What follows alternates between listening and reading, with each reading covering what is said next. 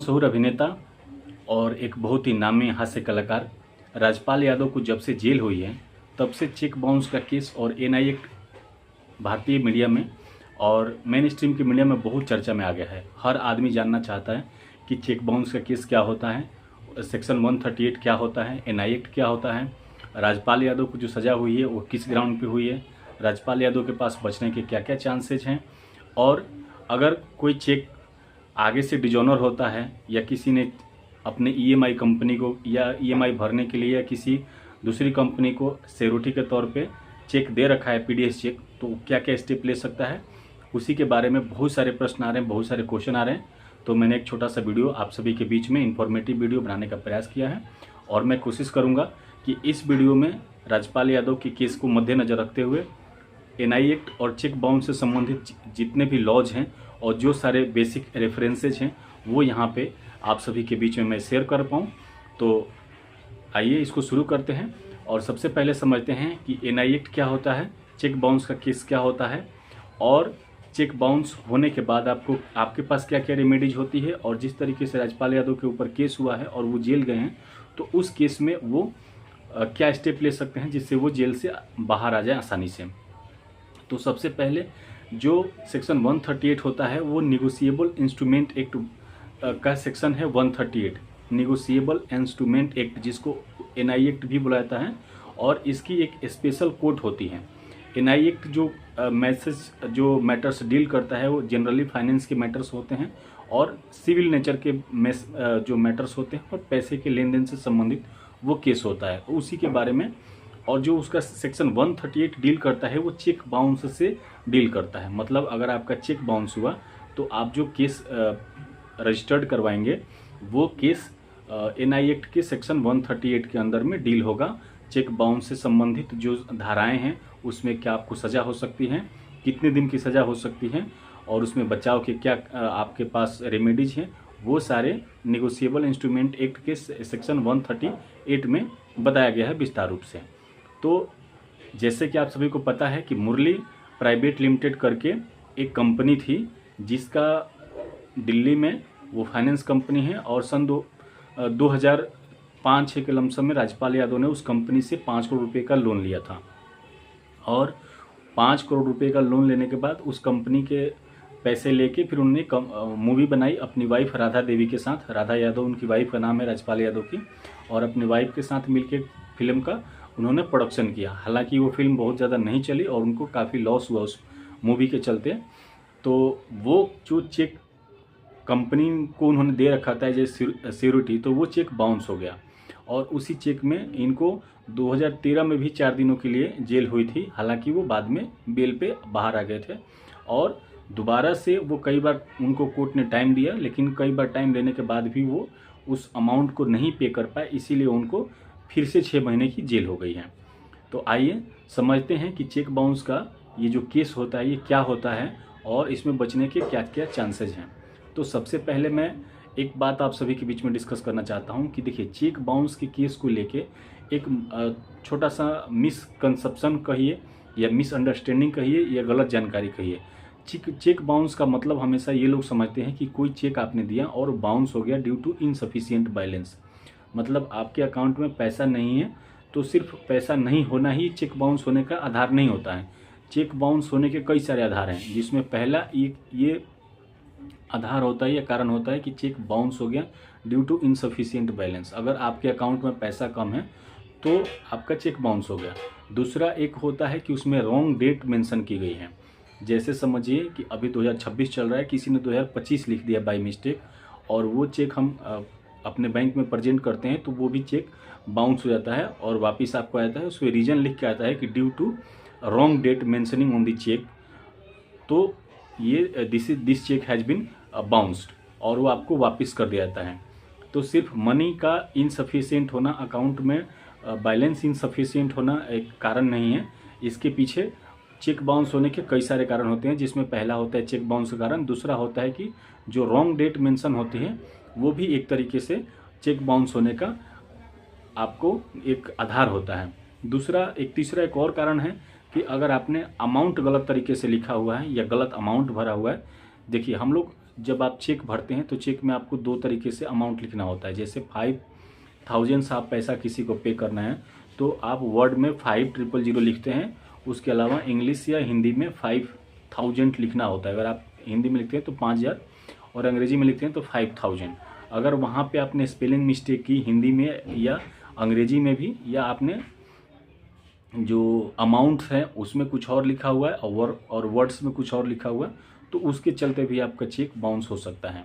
उसके अलावा एक जो बड़ा रीजन होता है वो होता है सिग्नेचर मिसमैच का। आपने जो अकाउंट होल्डर है वो अपने चेक पे साइन करके देता है, और उस पे अगर जो आपके बैंक में आपका जो सिग्नेचर है और चेक पे जो आपने साइन किया है वो सिग्नेचर में अगर मिसमैच हुआ, वो दोनों साइन आपस में मैच नहीं हुआ, तो भी आपका जो अमाउंट होगा, जो आपका चेक होगा वो बाउंस हो जाएगा, डिजॉनर हो जाएगा, वो चेक पास नहीं हो पाएगा। तो जब भी आप चेक देते हैं तो सिग्नेचर का भी ध्यान रखें कि सिग्नेचर भी आपका मैच करना चाहिए। उसके अलावा ओवर राइटिंग, एक ओवर राइटिंग का कॉन्सेप्ट होता है। ड्यू टू ओवर राइटिंग मतलब आप कई बार देखेंगे कि चेक में ना कुछ लोग चेक लिखते हैं, चेक भरते हैं तो काफ़ी साफ़ सुथरा लिखते हैं, जिसके नाम से चेक देना है उसका नाम भी साफ़ सुथरे में, जो हिंदी या अंग्रेजी में जहाँ अमाउंट भरना होता है वहाँ भी अच्छे से साफ़ सुथरा लिखते हैं, और जहाँ नंबर में अकाउंट लिखना हो, नंबर में जो अमाउंट लिखना होता है वहाँ भी ठीक से लिखते हैं, साफ़ सुथरा पढ़ने में आता है। और कुछ लोग ऐसे होते हैं कि वो इतना मतलब ओवर राइट कर देते हैं, मतलब उसमें ज़्यादा लिपापोती कर देते हैं, और वो इतना ओवर राइट हो जाता है कि सामने वाले को, बैंक कर्मी जो होता है, उसको पढ़ने में दिक्कत आती है। वो क्लियर और कंफर्म नहीं हो पाता है कि इन्होंने क्या नाम लिखा है, क्या अमाउंट लिखा है और किसके नाम से लिखा है। जो वर्ड्स में है, जैसे किसी ने 5000 लिखना है तो वो 4 जीरो बना के 1 जीरो को छोटा कर दिया और उस पर कटिंग कर दिया, कोई पेन चला दिया, ओवर राइट कर दिया, तो बैंक कर्मी वहाँ भी कंफ्यूज होते हैं और उसको चेक को वो लोग डिजॉनर कर देते हैं, क्योंकि ओवर राइट होने के चलते उनको दिक्कत आती है और बाद में वो कन्फ्यूजन क्रिएट करता है। और चूँकि चेक जो होता है ये पैसे का मामला होता है, पैसे का लेन देन होता है, तो अगर वो चेक ऑनर हो गया, पास हो गया, तो पीछे से अगर कोई बाद में कोई कंप्लेन आता है कि मैंने इस तरीके से ओवर राइट किया था या कुछ किया था, तो वो बैंक वाले की रिस्पॉन्सिबिलिटी हो जाएगी। इसलिए बैंकर जो करते हैं वो ये करते हैं कि अगर ओवर राइट हुआ, ज़्यादा उसमें लिपापोती होती है, तो वो चेक को वापस कर देते हैं, तो आपको दोबारा भर के देना होता है। एक और रीज़न है जो जिसके चलते चेक आपका बाउंस होता है, वो होता है आपका चेक का कटा फटा होना। कहीं से आपका चेक फटा हुआ है, मुड़ा हुआ है, घिसा हुआ है, धुला हुआ है, और ऐसा है कि वो प्रॉपर फॉर्मेट में नहीं है, मतलब कहीं से कोने से फट गया है, कहीं से घिस गया है, बहुत पुराना हो गया है, कुछ नंबर्स उस पर से मिट गए हैं, ठीक है, और कुछ इस तरीके की दिक्कत होती है, तो वो भी चेक आपके, ये भी जो रीज़न होते हैं ये चेक बाउंस होने के रीज़न है। तो चेक बाउंस का एकमात्र मतलब ये नहीं होता है कि आपका जो चेक है या आपका जो अकाउंट है उसमें बैलेंस इनसफिशिएंट है या बैलेंस बहुत कम है। तो आगे से आप ध्यान रखेंगे कि चेक बाउंस होने का एकमात्र कारण इनसफिशिएंट बैलेंस नहीं है। चेक बाउंस होने का एक महत्वपूर्ण कारण है कि आपने उस पर रॉन्ग अमाउंट डाला है, रॉन्ग डेट डाला है, ठीक है, उस पर आपने ओवर राइट किया हुआ है, उस पर सिग्नेचर मिसमैच है, या आपका जो चेक है वो काफ़ी पुराना है, फटा हुआ है, घिसा हुआ है या धुला हुआ है, तो इसके चलते भी आपका जो चेक है वो डिजॉनर और या बाउंस हो सकता है। अब आते हैं NI एक्ट 138 के मैटर पे, जो राजपाल यादव के साथ जो घटना हुआ है जिसके चलते उनको 6 महीने की जेल हो गई है और वो तिहाड़ जेल में है। तो उसके पीछे समझते हैं कि ये कैसे इंसिडेंट हुआ। देखिए, जैसा कि मैंने आपको बताया कि ये काफ़ी पुराना मामला है और इसको लेके 2013 में भी राजपाल यादव को 4 दिन की जेल हुई थी। हालांकि बाद में उनको बेल हो गया था और बाहर आ गए थे, और तब से वो कोर्ट का टाइम ले रहे हैं और कोर्ट में पैसा टाइम से नहीं जमा कर पा रहे हैं, तो इसीलिए उनको कोर्ट ने विवश होकर उनको जेल में भेज दिया है। अब समझते हैं कि 138 NI एक्ट क्या होता है। तो देखिए, ये जो 138 NI एक्ट है ये एक कंपाउंडेबल एक्ट है। इसमें कंपाउंडेबल का मतलब होता है कि आपसी समझौते के तहत जो मैटर है या केस है इसको सुलझाया जा सकता है। एक तो पहली बात ये कि जो चेक बाउंस का केस होता है ये स्टेट का केस नहीं होता है। आप ध्यान रखेंगे हमेशा कि जब भी चेक बाउंस का केस होता है वो डायरेक्ट कोर्ट में मजिस्ट्रेट के सामने होता है, ना कि किसी थाने में होता है। तो इसीलिए जो केस थाने में होते हैं वो मोस्टली स्टेट के केस होते हैं, और जो डायरेक्ट आप कोर्ट में जाके अपीयर होते हैं, वहाँ पे आप कोर्ट के थ्रू किसी के ऊपर आप कानूनी कार्रवाई की मांग करते हैं एप्लीकेशन देके, तो वो सिविल का मैटर माना जाता है। तो ये सिविल का मैटर है और एक कंपाउंडेबल एक्ट है। कंपाउंडेबल एक्ट को समझना है तो आप थोड़ा सा 2 मिनट का समय लगेगा। आप ये समझें कि जो पैसे के लेन देन के मैटर हैं या जो बिल्कुल छोटे ऑफेंस हैं, नॉन सीरियस ऑफेंस है, ये कंपाउंडेबल होते हैं। कंपाउंडेबल का मतलब होता है कि आदमी आपस में बैठ के सुलह करके समझौता करके इस मैटर को कभी भी मतलब सुलह समझौता करके इसको समाप्त कर सकता है। केस दायर होने के बाद भी, ट्रायल जब चल रहा होता है उसके दौरान भी, या सज़ा होने के बाद भी। तो इसको अगर रिवर्स में समझें तो इस तरीके से कंपाउंडेबल है कि राजपाल यादव अगर आज भी उस कंपनी से, जो मुरली प्राइवेट लिमिटेड कंपनी है जहाँ से इन्होंने 5 करोड़ रुपये लिए थे, अगर उससे आज भी समझौता करें, उससे बात करें, तो अगर दोनों पार्टी के बीच में सेटलमेंट बन जाता है तो पैसा देके, जो भी सेटलमेंट का रीजन हो, जो भी कारण हो, अगर सेटलमेंट हो जाता है तो ये जेल से बाहर आ सकते हैं। अब इसमें समझते हैं कि ये केस बनता क्यों है और आदमी को जेल क्यों जाना पड़ता है, जबकि ये सिविल नेचर का केस है। और बहुत बार आप लोगों ने सुना होगा कि सिविल नेचर में जल्दी गिरफ्तारी नहीं होती है, अरेस्ट नहीं होता है, व्यक्ति को जेल नहीं जाना पड़ता है। तो देखिए, ये बात बहुत महत्वपूर्ण है और बहुत सही है कि सिविल नेचर से केस में जल्दी आपको केस नहीं होता है, मतलब केस होता है, सॉरी, और आपको जल्दी सज़ा नहीं होती, जल्दी गिरफ्तारी नहीं होती, जल्दी जेल नहीं होता है। लेकिन आपको ये भी बात ध्यान में रखना होता है कि फाइनेंस का मैटर अलग है और कोर्ट का रिगार्ड, कोर्ट का रिस्पेक्ट अलग है।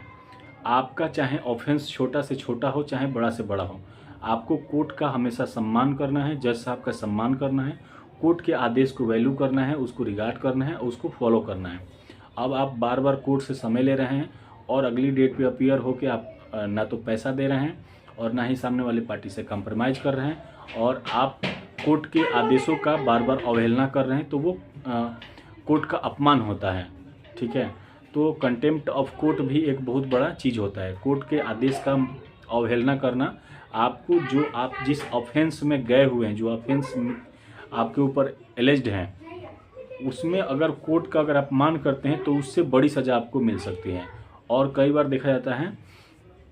कि जिन एक्यूज पर्सन का कोर्ट के प्रति रुख नरम होता है, अच्छा व्यवहार करते हैं, कई बार आप लोगों ने सुना भी होगा कि जेल में जो कैदी अच्छा व्यवहार करते हैं उनकी सज़ा कम कर दी जाती है। तो वैसे ही कोर्ट के सामने भी अगर आप अच्छे से बात करते हैं और ठीक से अपनी बातों को जज साहब के सामने रखते हैं तो आपको सज़ा में छूट मिलता है। इस बात को हमेशा ध्यान में रखना होता है। देखिए, और ये मिस्टेक कैसे हुआ, तो अगर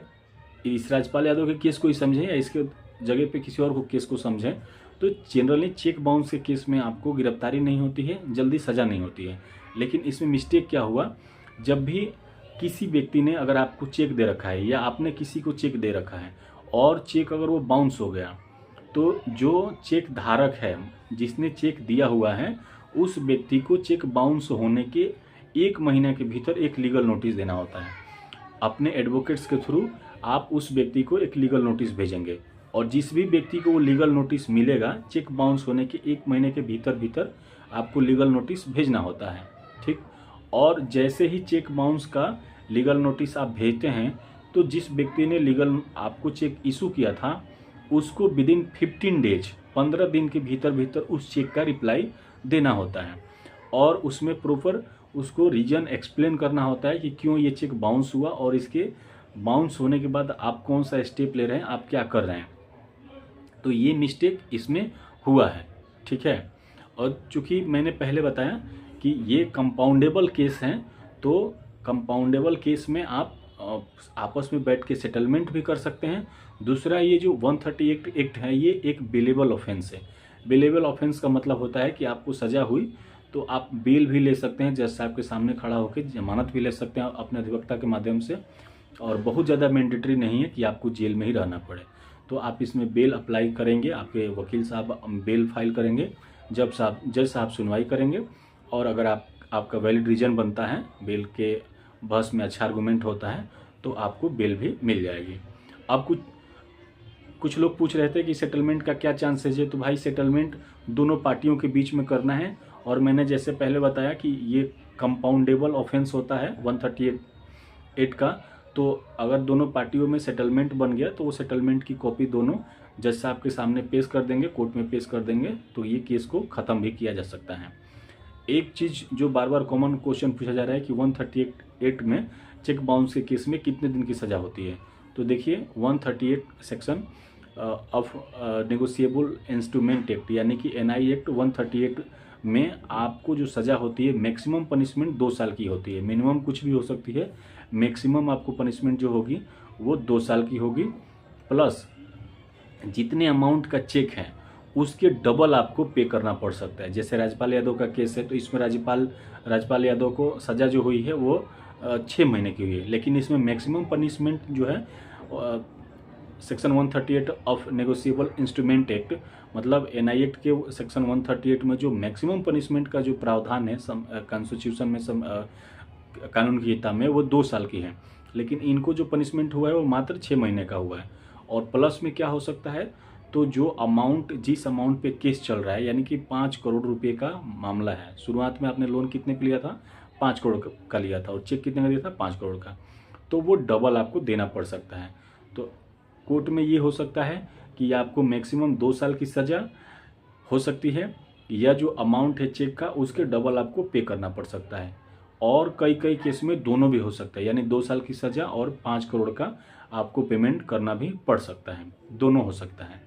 तो इसमें मैक्सिमम पनिशमेंट का ये प्रावधान है। अब थोड़ा सा डिस्कस कर लेते हैं कि राजपाल यादव के साथ ये इंसिडेंट हुआ क्यों। क्योंकि देखिए राजपाल यादव जैसा कि विभिन्न सोर्सेज से पता चला है और आजकल मीडिया में खूब चल रहा है कि राजपाल यादव जब दिल्ली से बॉम्बे गए थे काम करने तो उनको इनिशियली डेज में काफ़ी अच्छा काम मिल गया था और उन्होंने अपने घर पे एक तरह से धर्मशाला खोल रखा था। जितने भी स्ट्रगलर जो एक्टर थे उनके घर जाते थे, ठहरते थे, खाना पीना भोजन और जो भी उनको फाइनेंशियल मदद चाहिए होती थी वो सपोर्ट सबको करते थे। तो एक तरफ से जो आलोचक हैं वो कह रहे हैं कि राजपाल यादव ने समाज सेवा में और अपना नाम बनाने के लिए बहुत सारे पैसे ऐसे ही उड़ा दिए, लेकिन और आज खुद इस हालत में पहुंच गए हैं कि पैसा नहीं चुकाने के चलते वो जेल गए हैं। तो भाइयों मेरा ये कहना है कि उस व्यक्ति ने समाज के लिए, अपने वर्ग के लिए, अपने समुदाय के लिए अच्छा काम किया है और उन्होंने एक समाज सेवा और ह्यूमैनिटी मानवता के नाते अपने से जूनियर लोगों का और अपने बराबरी के लोगों का अपने अच्छे समय में बहुत ख्याल रखा है। तो ये हमारी जिम्मेवारी बनती है कि आज उनका जो समय है थोड़ा सा ख़राब चल रहा है, तो बॉलीवुड इंडस्ट्री को भी, समाज सेवी लोगों को भी, बुद्धिजीवी वर्ग को, बिजनेसमैन को और जितने भी एक तरह से रिच कम्युनिटी है हमारे देश की, उन सबको आगे बढ़ के राजपाल यादव की मानवता के आधार पर मदद करनी चाहिए और उनका चेक का जो केस का जो अमाउंट जो ड्यू चल रहा है उसको भर के और राजपाल जी को बाहर लेना चाहिए, क्योंकि एक अच्छे कॉमेडियन हैं, अच्छे अभिनेता हैं और एक बेहतरीन इंसान है। तो अच्छे इंसानों की कदर होनी चाहिए और